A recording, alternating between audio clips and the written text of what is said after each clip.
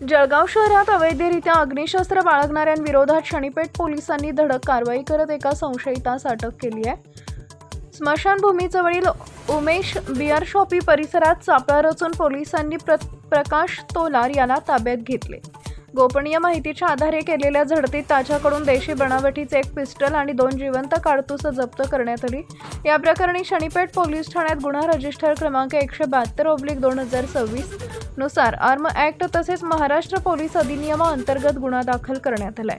ही कारवाई पोलीस अधीक्षक Shrikant Dhiware, upper police अधीक्षक संदीप गावित आणि उपविभागीय पोलीस अधिकारी नितीन गणापुरे यांच्या मार्गदर्शनाखाली पोलीस निरीक्षक विशाल जयस्वाल यांच्या नेतृत्वाखाली करण्यात आली.